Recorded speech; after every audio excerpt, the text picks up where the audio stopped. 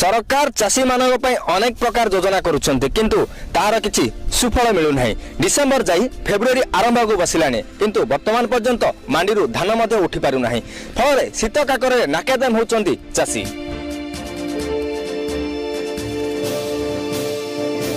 मंडी धान न उठा केतेक निर्दिष्ट मंडी धान उठा और क्विंटाल पिछा 50 टंका लांच मागिबाकु नहीं चाषी आंदोलन देखा देइछि। निजर हक पर प्रतिवाद करिबारु चाषी को आक्रमण गत 21 तारिख में चिमटापल्ली ग्राम पंचायत मंडी धान उठाण को केन्द्र करी एक चाषी आंदोलन समय कोरुकुंडा लैंप्स एमडी को चाषी माने घेराव करथिले। एमडी को प्रतिश्रुति पर चाषी असंतोष कमिथिला। एमडी को प्रतिश्रुति पर मध्य कौन प्रतिकार मिले नथिला।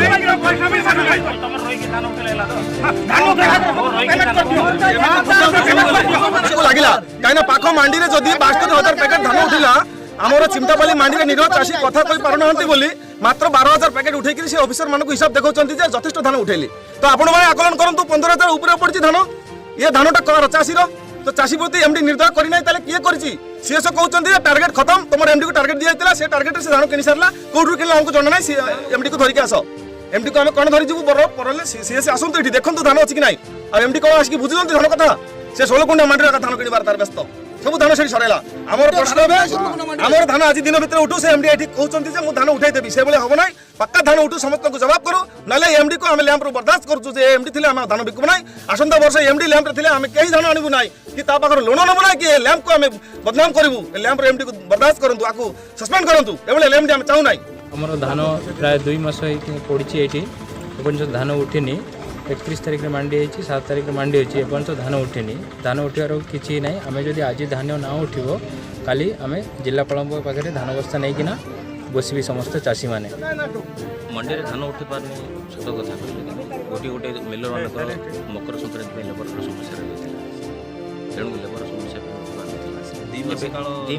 शुणु 2 मास काल मझे वर्षा टाइम जो गाड़ी आसी पारा क्रमागत भाव उठी गोटे 2टा गाड़ी आसो उठे कहते मानुची मो प्रतिश्रुति रखिपारे चाषी मानकर जो वर्षा होगला चाषी मान गाड़ी घोड़ा लगे ना से प्रति धान उठी पारा ना मझे से सब कही एमआई को कहला जो बड़ बड़ मिलर एवं बर्तमान टेगिंग हो सारी मुझे काली भी जाइए ओल्ड चिंडा धान उठापी कहवाई मिलर मान कहली और मिलर कहली एवं गाड़ी आहरी लगिकी मंडी आज मुझे प्रेजेंट रही सब धान उठार व्यवस्था मुझे परिचालनागत त्रुटि जो जिलापाल सुपारिश अनुसार कोरुकुंडा और कालीमेला एमडी को निलंबन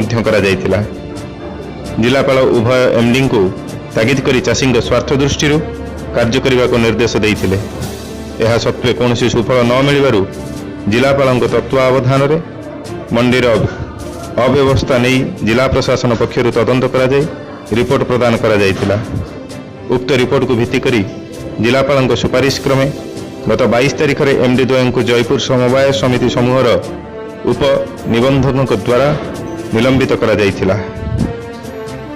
निलंबन को सहजरे ग्रहण करने कोरुकुंडा एमडी और सहयोगी मैंने निलंबन को केन्द्र करी बली पड़ी जड़े युव चाषी एमडी 50 ग्राम सृष्टिधर हालदार मत धक्काधक्की कले सांगे सांगे बेलाम भीतर ठेली नेले कौन रे तू काली कौन भाइराल करिछु तू एमडी चाकरी खाई देछु एमडी जीवन तू खाई देछु तू ए सब चाषीर दायी तू कहीं बैठ देलु तोर बेसी पावर देखली हेले मत कथा कहीदेलानी ठेली ठेली भितर नेले भितर नहीं मारले केते मारले हेलमेट फेलमेट झिकी नहीं गले 3-4 जन टिके रुकारुकी कले आठू मत मुझे चेयर बसला जबर जबर गालागाली से कले विभिन्न खराब भाषा मत कहले गाली कले मारिदेवी तोर जीवन में हाणीदेवी तू एमडी चाकरी खाई देछु आ लोकर पैसा कड़े जीव सब पैसा तू देवाक पड़ो तो मुझे कहतु मुझे कौन अपराध करी तो मंडी थी प्रेजेंट मोर धान सीट अच्छी मु मंडी थी बेलू सांबादिक आसला से मंडी एमडी जिते अवहेला करुँच कहली कहबार मोर कौन अपराध है चाषी मुझे कहली आज मुझे कहीं माड़ खाइबी चाषी कहीकि मुझे कहीं माड़ खाइबी से कहूँ जीवन में मारिदेवी मुझे चाषी कहली चाषी बुझा कथा आज मत कहीं मारिदेवी देखो नाक फाटी जाइए आहरी केते अटाक करते से मो पकेट भी पैसा था 20,000 खंडे पैसा था झिकी नहीं गले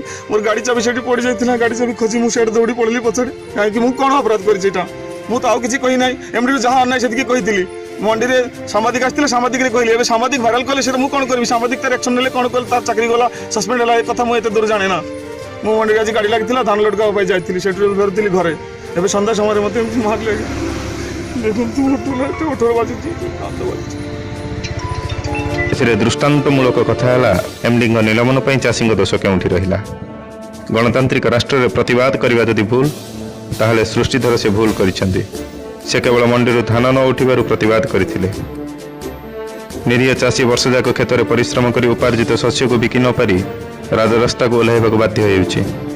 ଚାଷୀଙ୍କୁ ମାଡ଼ ଓ ମଣ୍ଡିରୁ ଯଥାଶୀଘ୍ର ଧାନ ନ ଉଠିବା ପ୍ରତିବାଦରେ ଗତ 23 ତାରିଖ ଦିନ କୋରୁକୁଣା ଲ୍ୟାମ୍ପ୍ସ ସମ୍ମୁଖରେ ରାସ୍ତାରୋକ କରି ଆନ୍ଦୋଳନ କରିଥିଲେ। ପରେ ମାଲକାନଗିରି ଥାନା ଅଧିକାରୀ ଦୋଷୀକୁ 3 ଦିନ ମଧ୍ୟରେ ଗିରଫ କରାଯିବ ବୋଲି ପ୍ରତିଶ୍ରୁତି ମଧ୍ୟ ଦେଇଥିଲେ ଓ କୋରୁକୁଣ୍ଡା ବିଡିଓ ମାଲକାନଗିରି ଯୋଗାଣ ଅଧିକାରୀ ଯଥାଶୀଘ୍ର ସମସ୍ତ ମଣ୍ଡିରୁ ଧାନ ଉଠାଯିବା ବୋଲି କଥା ଦେଇଥିଲେ। ଆମର ଯେ ଏମ୍ଡି ଲ୍ୟାମ୍ପରେ ଅଛନ୍ତି ସେ ଗୁଣ୍ଡା ପୋଷିଛନ୍ତି, ସେ ଗୁଣ୍ଡାକୁ ଦେଇକି ମାଡ଼ ମାରିଲେ ଏବଂ ସେ ବର୍ତ୍ତମାନ ମେଡିକାଲରେ ପୋଷିଛି। ଏବଂ ଆମର ଏତିକି ଦାବି ତାର ଟ୍ରିଟମେଣ୍ଟ ହେଉ, ଚାଷୀମାନଙ୍କର ଧାନ ଉଠୁ, ଆଉ ଯେଉଁମାନେ ମାଡ଼ ମାଡ଼ିଛି ସେମାନଙ୍କୁ ଆରେଷ୍ଟ କରାଯାଉ ଏବଂ ସେମାନଙ୍କର ସମ୍ପତ୍ତି ଉପରେ ଭିଜିଲାନ୍ସ ନହେଲେ ଆମର ସିବିଆଇ ତଦନ୍ତ କରାଯାଉ। ଯେ ସେମାନେ ଆମର ଗୋଟେ ଚେନ୍ ଧରିକି ଆମେ ଚାଷୀମାନଙ୍କର ରକ୍ତ ଶୋଷଣ କରିକି ଆଜି କୋଟି କୋଟି ଟଙ୍କାର ମାଲିକ ହେଇକି ଜମି ବାଡ଼ି ସବୁ କରୁଛନ୍ତି। ଏଇ ଚାଷୀମାନଙ୍କର ସେଥିରେ ସ୍ୱାର୍ଥ ହାନି ହେଲେ ଏମାନେ ଆଜି ଏ ପରିସ୍ଥିତି କରୁଛନ୍ତି। ଆମର ଲାଷ୍ଟ ଦାବି ହେଲା ସେମାନଙ୍କର ସମ୍ପତ୍ତି ଉପରେ ଯାଞ୍ଚ କରାଯାଉ, আর ଆମର যে ମ୍ୟାଡ଼ାମ ଖାଇଲେ ତାର ଟ୍ରିଟମେଣ୍ଟ କରାଯାଉ, আর ମାଣ୍ଡିରେ ଧାନ ଉଠାନ୍ତୁ ଆଉ ସେମାନଙ୍କୁ ଆରେଷ୍ଟ କରନ୍ତୁ। ଆମର ଜଣେ ଚାଷୀ ପ୍ରତିବାଦ କରିବାରୁ ତାକୁ ଏମିତି ଗୁଣ୍ଡାମାନେ ନିର୍ଦ୍ଧୁମରେ ମାରିଛନ୍ତି ଏବଂ ତାକୁ ମର୍ଡର କରିଦେବା ପାଇଁ ବି ସେମାନେ ଯୋଜନା ଚଳାଇଥିଲେ ଏବଂ ସେ ମାଡ଼ ଖାଇକିରି ମାଲକାନଗିରି ମେଡିକାଲରେ ପଡ଼ିଛି। ତାଙ୍କେ ଏଫଆଇଆର ବି ଦେଇଛନ୍ତି, କିନ୍ତୁ ଏବେ ପର୍ଯ୍ୟନ୍ତ ପୋଲିସ ବାଲା ସେମାନଙ୍କୁ ଗିରଫ କରିନାହିଁ। ତେଣୁ ସେ ଉପରେ ଆଜି ସମସ୍ତ ଚାଷୀ ଉପରେ ମାଡ଼ ହେଇଛି, ସେ ଉପରେ ଆମେ ଆଜି ରାସ୍ତାରୋକ ଏବଂ ରାଲି କରୁଛୁ। କିନ୍ତୁ ଆମେ ଜୋର ପ୍ରତିବାଦ କରୁছি যে এটার যদি সমস্যার সমাধান না হব আগামী দিনে মালকানগিরি এই চাষী সম্মেলন থেকে ভয়ঙ্কর পরিস্থিতি সৃষ্টি হব। সেপাই দায়ী হব একমাত্র প্রশাসন, একমাত্র নবীন সরকার। কিন্তু এথিমধ্যে অনেক দিন বিতি যাইଥିଲେ ମଧ୍ୟ ମଣ୍ଡିରୁ ଧାନ ଉଠି ପାରିଲା ନାହିଁ କି ଦୋଷୀମାନେ ଗିରଫ ହୋଇପାରିଲେ ନାହିଁ। ପ୍ରତିଶ୍ରୁତି କେବଳ କଥାରେ ରହିଗଲା। ଏମିତି ଅଛି ତା ଖରାପ ଅଛି, ଆମେ 7-8 କେଜି ନ କାଟିଲେ ଆମେ ନେବୁ ନାହିଁ, ଆମକୁ ପୋଷେଇବ ନାହିଁ। ନହେଲେ ଆମ ଗୁମସ୍ତା ମାନେ ଆହୁରି କ'ଣ କହିବେ ଆଜ୍ଞା, ଆମକୁ ଗୋଟେ 100-200 ଟଙ୍କା ଲେଖା ଦେଲେ ତୁମର ଦାନ ଆଗରେ ଉଠେଇବୁ, ନହେଲେ ପଛ ଆଡ଼େ ତୁମର ଦାନ ସେମିତି ଆଗା ଥିବ ସିନା ଆମେ ଉଠେଇବୁ। ମଣ୍ଡିରୁ ଧାନ ନ ଉଠିବା ଓ ପ୍ରାପ୍ୟ ନ ମିଳିବା ଏବଂ ଚାଷୀମାନଙ୍କ ପ୍ରତି ହେଉଥିବା ଅଣଦେଖାକୁ କେନ୍ଦ୍ର କରି ଜିଲ୍ଲା ରାଜନୀତିରେ ଉଷ୍ମତା ଦେଖାଦେଲାଣି। ପୂର୍ବରୁ ମାଲ୍ୟବନ୍ତ ମହୋତ୍ସବ ସମୟରେ ବିଜେପିର ପୂର୍ବତନ ମନ୍ତ୍ରୀ ତଥା ଉପବାଚସ୍ପତି ପ୍ରହଲ୍ଲାଦ ଦୋରା ଜିଲ୍ଲାପାଳ ଅଫିସ ସମ୍ମୁଖରେ ଧାରଣା ଦେଇଥିଲେ ଏବଂ ଗତ 29 ତାରିଖରେ ଜିଲ୍ଲା ବିଜେପି ତରଫରୁ ଜିଲ୍ଲାପାଳ ଅଫିସ ଘେରାଉ କରାଯାଇଥିଲା। ସେପଟେ କଂଗ୍ରେସ ମଧ୍ୟ ଆନ୍ଦୋଳନ ପାଇଁ ସଜବାଜ ଆରମ୍ଭ କଲାଣି। କିନ୍ତୁ ଚାଷୀମାନଙ୍କ ବିକାଶର ଚିତ୍ର ଦେଖାଉଥିବା ବିଜେଡି ସରକାର ନିରବତାକୁ ଏକ ବଡ଼ ପ୍ରଶ୍ନବାଚୀ ସୃଷ୍ଟି କରୁଛି। ସେଇଠି ଚାଷୀମାନେ ଶୀତ କାକରରେ ଏତେ ଦିନ ଧରିକରି ସେମାନେ ପଡ଼ି ରହିଛନ୍ତି, ଏ କଥା କାହାରିକୁ ଦୃଷ୍ଟିକୁ ଆସୁନାହିଁ। ଏଭଳିକି ନିକଟରେ ଯେଉଁ ଉତ୍ସବ ହେଉଥିଲା ମାଲ୍ୟବନ୍ତ ଉତ୍ସବକୁ ମାଳ ମାଳ ମନ୍ତ୍ରୀ ଆସିଥିଲେ, ବିଧାୟକ ମାନେ ଆସିଥିଲେ ଏବଂ ସାଂସଦ ମାନେ ଆସିଥିଲେ। ସେମାନଙ୍କର କାନରେ କି ଆଖିରେ ସେ ସବୁ ପଡ଼ିଲା ନାହିଁ। ଏଭଳି ଭାବରେ ଚାଷୀମାନେ ଏଭଳି ଭାବରେ ଦୁର୍ଦ୍ଦଶାର ସମ୍ମୁଖୀନ ହେଉଥିବା ବେଳେ ଏଭଳି ସେମାନେ ଯେଉଁ ଭାବରେ ଉପଭୋଗ କରି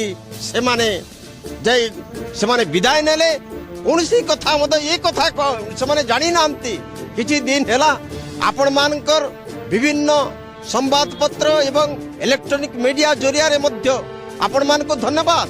ଆପଣମାନେ ମଧ୍ୟ ଏ କଥାକୁ ଉତ୍ଥାପନ କରି ଆସୁଛନ୍ତି, କିନ୍ତୁ ସେମାନଙ୍କ କାନରେ ପଡ଼ିଲା ନାହିଁ, ସେମାନଙ୍କର ଆଖିରେ ଦେଖାଗଲା ନାହିଁ। ସେଇଥିପାଇଁ ଏ ସରକାର ଗୋଟିଏ କଥା ପ୍ରମାଣିତ ହେଉଛି, ଏ ସରକାର ହେଉଛି ଗୋଟେ ଅନ୍ଧ ସରକାର, ଏ ସରକାର ହେଉଛି ଗୋଟେ କାଲା ସରକାର ଯେ ଏବଂ ମିଥ୍ୟା କହୁଛି। ଯୋଉ ଚାଷୀ ମାନଙ୍କ ପାଇଁ 3 ଦିନ ଭିତରେ ଯୋଉ ପ୍ରାପ୍ୟ ଦେବ ବୋଲିକି କହିଲା, 30 ଦିନ ପରେ ମଧ୍ୟ ସେମାନଙ୍କୁ ପ୍ରାପ୍ୟ ଦିଆଯାଉ ନାହିଁ।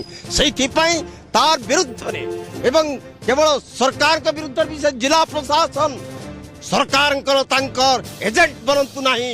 ଏବଂ ଆମେ ବର୍ତ୍ତମାନ ଆଶା କରୁଛୁ ଯେ ବିଭିନ୍ନ ମଣ୍ଡିରେ ଏବେ ହେଲେ ମଧ୍ୟ ତତ୍କାଳ ତାଙ୍କର କାର୍ଯ୍ୟ ଆରମ୍ଭ କରନ୍ତୁ, ଯେ ବିଭିନ୍ନ ମଣ୍ଡିରେ ଯୋଉ ଧାନ ପଡ଼ିଛି ଅତି ଶୀଘ୍ରରୁ ଶୀଘ୍ରତର ଉଠାଯାଉ। ଏହି ଆମର ମୁଖ୍ୟ ଦାବି। ଗତ 23/1/2019 ତାରିଖ ଦିନ ଆମର ଜଣେ ଚାଷୀକୁ କୋରୁକୋଣ୍ଡା ଲ୍ୟାମ୍ପ୍ସରେ ଏମ୍ଡିଙ୍କ ଦ୍ୱାରା ମାଡ଼ ମରା ହେଇଥିଲା। ସେଇ ଦାବିରେ ସେମାନେ ସେଇଦିନ ଥାନାକୁ ଏଫଆଇଆର୍ ଦେଇଥିଲେ ଓ ଆର ଦିନ ରାସ୍ତାରୋକ କୋରକଣ୍ଡା ଲ୍ୟାମ୍ପ ସହିତ ରାସ୍ତାରୋକ କରିଥିଲେ। ତାଙ୍କ ଚାଷୀମାନଙ୍କର ଶତାଧିକ ଚାଷୀ ସେଦିନଠୁ ଆଜି ମଧ୍ୟ ଷ୍ଟ୍ରାଇକ୍ରେ ବସିଛନ୍ତି।